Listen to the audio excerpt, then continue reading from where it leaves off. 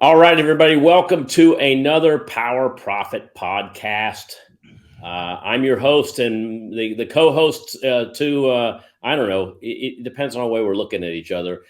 You're to my right, but you're really to my left, and you're not even right or left. You're like north. You're Right. to the north. You're Chris straight Johnson. ahead.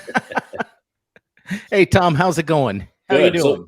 So this is our podcast for September 1st, but we're actually doing it a few days early because I don't know if I'm going to have power in 24 hours. So Yeah. I thought, the last time this thing came around, we had a hurricane, we had Irma last year, and it was literally it was almost to the day 11 months ago. Not even 12. This was September 28, 29 rolling through town. And we were out of power for a few days.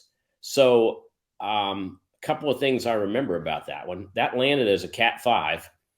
And when we were getting it, it was a strong Cat 3, and it was barreling right through. I mean, we were on the eye wall, but we were on the weak side of the eye wall. Now, weak side of the eye wall on a Cat 3 still had 100-mile-an-hour gusts and a lot of rain, and we got. I mean, just I can tell you this, the water came all the way up to the driveway, and I've got 10 acres. So that's a lot of water. And we have this little thing on the side of our property called a slough. A slough, I think, is just another word for a creek. Okay. Almost a dry creek. It was not dry. It was, there were gators that were using the creek as a way of getting, from one side of the property to the other. And we've seen things like otters. I've seen otters in here. What the hell is an otter doing on my property? But I mean, they're cute and all. This is what I had to deal with last year. Here's the thought that's going through my head, Tom, as you're describing this situation of wildlife in your backyard. Otters, yeah, I'm in. They seem cute.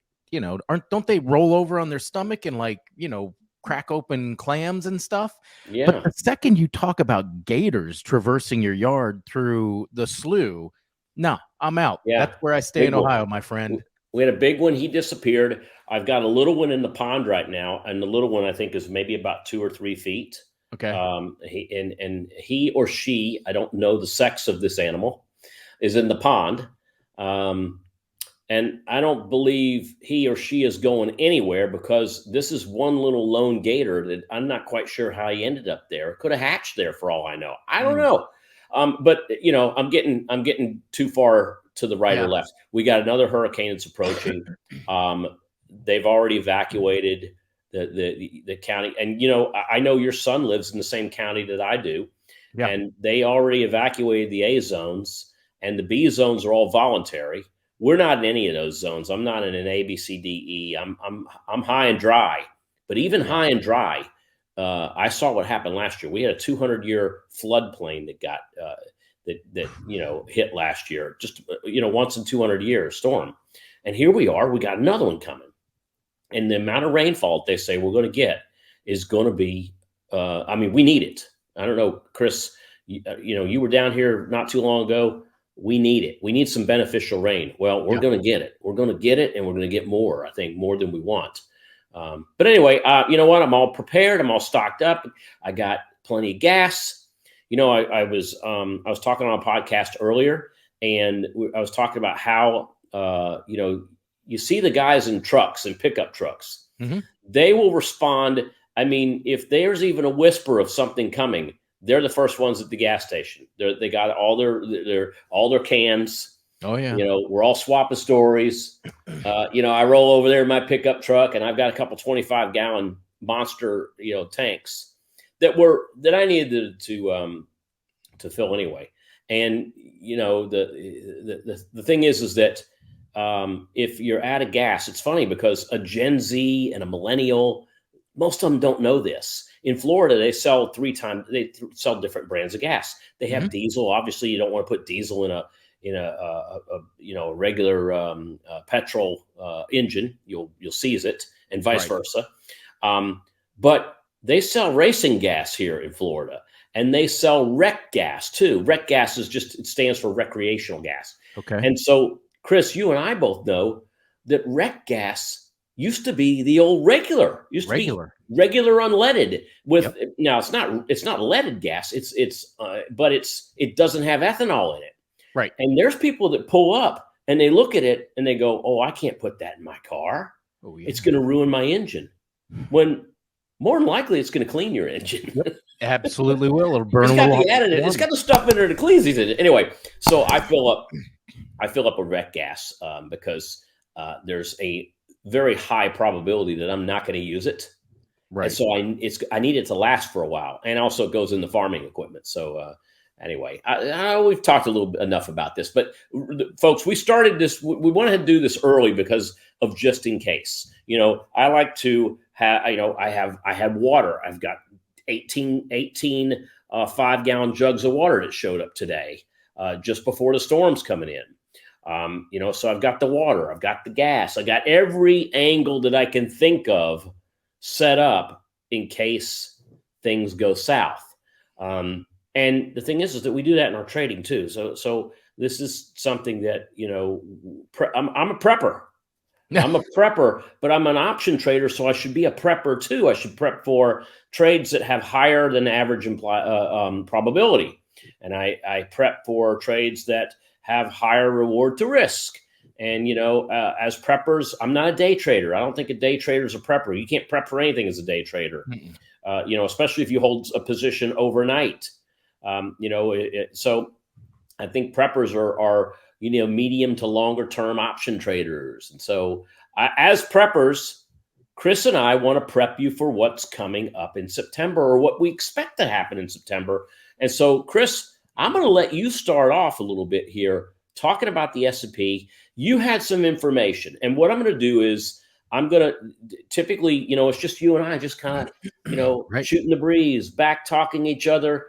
I'm going to throw up 2 screens on the podcast today, and one of them is yours. So, Chris, tell me what it is you're looking at here and why you think this is important for September.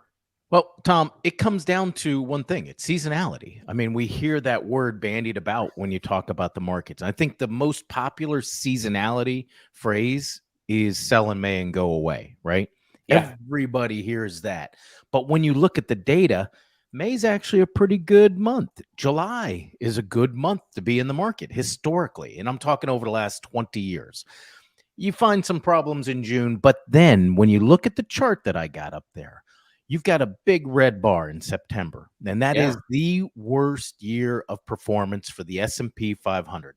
And just so I can explain to people how I pulled this, this is going from the end of August to the end of September. First trading day or last trading day in August, last trading day in September. Your change between those two averaged out over the last 20 years, and you get a negative 1%.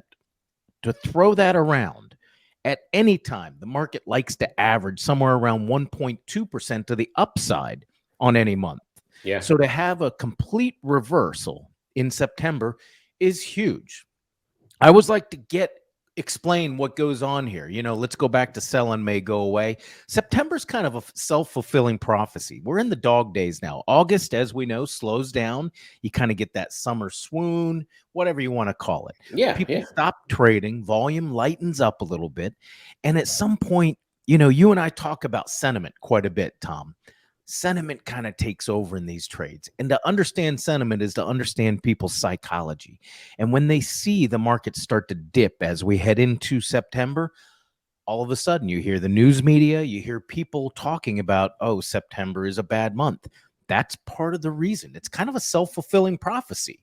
Yeah. So what I always like to do is tell people, and I know you're of the same thinking here, you do 2 things when you see something like this on your chart. Number one is you prepare and you get ready, just like you are for the hurricane. You get ready for the storm that's going to hit the market because it's likely to hit. When you look at the VIX, I didn't mention that, but if you look at the version of this chart for the VIX, it's the highest month of quote unquote performance for the VIX, which means the VIX has highest readings, average readings during September. So you prepare for that storm. You have some cash. You have some positions that are hedged. Maybe take some positions on, some puts that are not longer term, not a couple of days, but months out. And the other side of that is you get ready, because as you know, and as I know, October is where the market comes back. It's the cardiac kid month for the market. We come back out of that bottom in September that you normally see, and we saw it last year. And the Yeah, market just races for the next couple months towards a finish line that is the end of the year. So, two things that I think investors need to do: take a look at your positions. Possibly, if you're holding stocks that you don't want to see go down in this volatility storm, maybe you put some stops in or you hedge them. And then the next side of that equation is always look forward at what's coming. And it's two of the best months of the year in October and exactly. November. And you Yeah. know what's interesting, Chris? What's interesting is that, a lot of the old timers, now I got Hmm. to go, I got to hit the baby boomers and I got to hit the Gen Xers here. A lot of old timers think that October is a bad month, because they remember October 1987. They Right. remember 1989. They remember 1991. But in truth, the market's always ahead of quote unquote the bad times. Right. And for the market to be ahead of October, it sells off the month prior. And so the stuff that you're showing here, I think the things that come up mostly when I look at the data is that there are 3 months of the year where we get big moves Hmm. of nearly 2% or higher, and that's April, October, and November. We're coming up, like you said, we're a month away from coming into a couple of the best months. Now, here's another thing, too. You look at the administration right now, we've been dealing with nothing but inflation. And more importantly, we've been dealing with interest rate hikes, the biggest in my lifetime. The amount of rate hikes that have happened have never happened. Last time they happened, we had rate hikes that were this big. I think I was less than 10 years old. It was in the 70s. Hmm. And I had no idea what was going on in the 70s. I was just a kid. But but I believe that we are going to get a good springboard off of this. And if you really were going to set the stage, okay, so if September's a down month, September 20th and 21st are when the FOMC meets again. And possibly that could be the why. Why is the market going to be nervous? Well, Great you know point. what? We got to come out of, there's a couple dates I want everybody to think about here. September 8th. Okay. Oh no, not September 8th. When are we getting labor data? Are we getting it the first, or This, are we getting it the 8th this we're time? getting Labor Day this week. We're getting it Friday. Okay. So that's the first, the first Friday of every month is when we get the most amount of news in the shortest amount of time when it comes to government economics. And so that's the labor report, average hourly earnings, labor statistics, unemployment data. And so that's a big day. The next biggest day, I think, on the calendar has got to be Wednesday, September 20th, because that's Yes. when FOMC meets. Yep.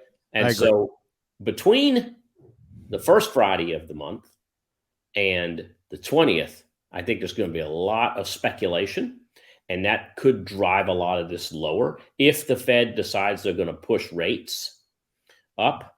Whether Yep. they push rates up or not, it's all going to come to a head on the 20th and 21st. It's really what they decide to do after that. And I think after that, if we do have another rate hike, I think that's it. I think we pause. I think the market's going to figure that out by the last week of September, and then we're going to turn. Let me show you my chart, Let's Chris, and see let it. me Yeah. explain a little bit what I'm looking at. Now, I've got a calendar here. I'm putting this up on the screen for everybody. And the calendar starts on Labor Day, the 4th. There's a white box on the 4th. That's because the markets are closed.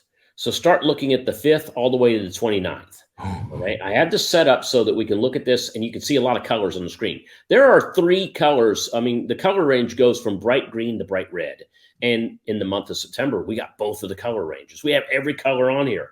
It almost looks like fall is coming early for the markets, because we start the 5th off with a bit of orange, a bit of yellowish orange on the calendar. What this calendar does is it takes the most popular stocks out there, and I'm talking about the stocks in the S&P 500, the stocks that are in the Nasdaq, et cetera, and it takes these stocks, and for a minimum of 10 years, we rank each stock on a starting day, and the start day is going to be the day on the calendar. And going forward, what did those stocks do over the next week to 30 days?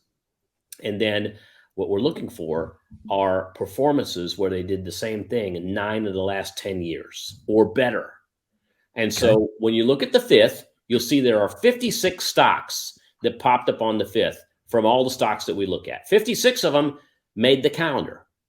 Now, 23 of those, or 41%, were bullish. 33% or 33 of those, or 59%, are bearish. Based on the bull to bear ratio, that gives me the color on the screen. Now, if I were to go into this and look at this a little further, and we're not going to do this on the podcast, but if I were to go in and click on the 5th, I could get each of those stocks and I can see which ones are bulls and which ones are bears. Okay. And if those of you want to take a peek at this, look at the most recent video I just put out. Okay. That was earlier in the week. And you'll see a couple of bulls. All right. I do want to share a couple of bears with the audience.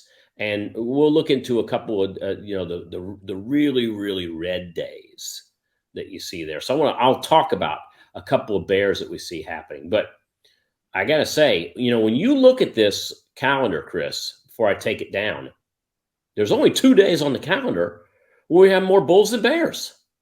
End of the month. Yeah. End of the month. So that's why I say we kind of start out like a lion for volatility and bearishness, and we end up like a lamb in September. So, yeah. So, you look at like the 19th. 92% of the stocks that are popping up on the 19th are bearish.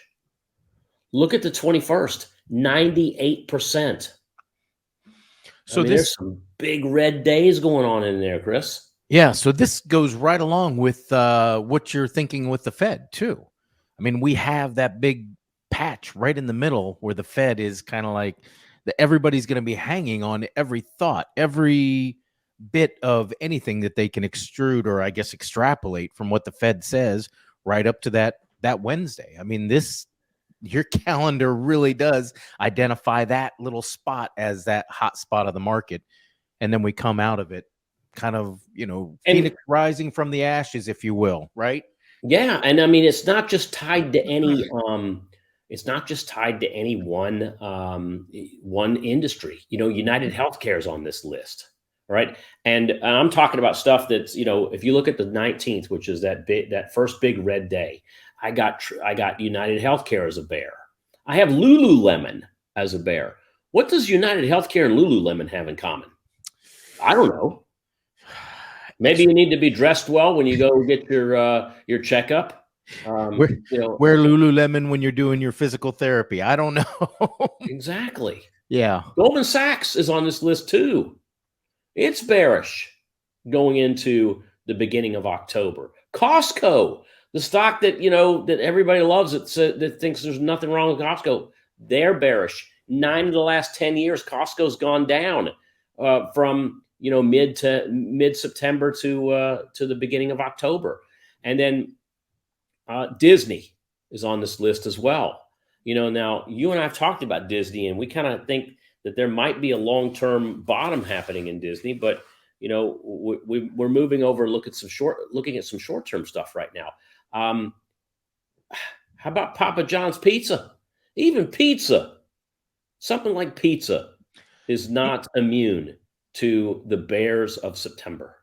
You know what this gets me thinking about, Tom? This embodies, if this is where we do the ifs and thens, if October plays out the way that, or September plays out the way that you and I expect it to, and we see this type of activity, this is that old-fashioned buy when everyone else is selling. Because what you're showing here is everyone selling, that vacuum of the market just hitting the same sell button over and over. And while most investors are going to get afraid of that and see all this red, the people who plan and understand that that's what's coming have a little cooler head, and they're the ones that can sit there and say, I'll take this, and I'm telling you right now, 95% of what I'm seeing on the screen, and it was 92% was on the 19th, but 95% of it has just these power trends to the downside, where only 5% have power trends to the upside. And so most of the list I'm looking at is just really getting Well, it's gotten clobbered. Okay, I Right. can't. I'm just no guarantee this is going to happen again in September. But I'm a pattern trader, and so I like to follow patterns. And the patterns for September are decisively down. So, Chris, as we come to a close on our shortened podcast today, you made something you said something that kind of rang in my ear, that if we see the overall market heading down. And by the way, I have SPY on this list too. SPY is on this list saying we're going down into really the end of September. 27th is what I've got, SPY going down. If it does go down, you were talking about you could buy put options if you really want to speculate to the downside. I mean, I think the more aggressive trade would be buying puts in September, at the beginning of September. Maybe you're looking at some sort of a hedge against your portfolio, so you buy puts on SPY. You could also sell puts on UVXY. That's an interesting way of trading the downside, or buy calls on UVXY, because that's the VIX, that's the volatility. So you'd be long vol. So being long vol could be you could be bullish on UVXY. Because being bullish on UVXY is like being bearish on pretty much everything else. Right. You know what would be fun to do, especially for our people, maybe as we're making our way through September, is a great strategy. If you've got a stock that you want to buy, those ones that you want to pick at and say, I'll take you. This is a great month to think about put sells, right? I mean, if you are going to take advantage of inflated premiums because volatility is going higher, and the stock that you want to buy, and you want to, like Flo says from Progressive, you want to name your price, you want to use the name your price tool. It's a great setup for a put sell, and we should go through and do a couple of those and maybe some education. That's always fun to talk about. I think that we'll because I'm planning on doing some videos on on put sells and probability. We can follow those up in some of our podcasts later in September when it's ripe, when the tree is ripe. But it's really kind of sell in September, but get set up for the rest of the year. Getting set up for the rest of the year might be selling puts toward the back half of September. It could be, we could be looking at potential bullish opportunities, which include call spreads, where you're basically negating the option Greeks and doing potential spreads. The other thing could be, I call it being short to short and long to long. If you're going to be short, you're going to be short for a short time period. Right. But you could be setting up for a long-term swing because, and I'm going to mention it really quickly right now, but we'll save it for a future date. The election cycle. Oh, that'll be that's definitely something everybody's going to be interested in hearing about. And there is something there. I mean, especially coming up here. And if you want to be an early bird, you want to be an early bird to the election cycle, you got to start thinking about it at the end of September. Absolutely. So absolutely. Great tease, Tom. Great tease. There we go, Chris. All right, Chris. So you know what? Our September 1st podcast, which is being done on the 29th of August, has come to a close. I have to batten down the hatches here as we have the storm is closer and closer. It's intensifying as we speak. Again, I wanted to get this out early, folks. I wanted to get this done just in case the power is out for a significant amount of time. So anyway, for those of you that are watching that are anywhere in the storm's path, which right now looks to be pretty much anywhere on the Gulf Coast of Florida, Big Bend area, through Florida, even South Georgia is going to catch part of this too. And based on the spaghetti models, it might go all the way up it might go halfway up the coast. So those of you in DC might even feel a little bit of this too. If you're in this area, stay safe, be prepared. And from Chris and I, we'll see you again next week. Have a great week, Tom. Be safe. You too.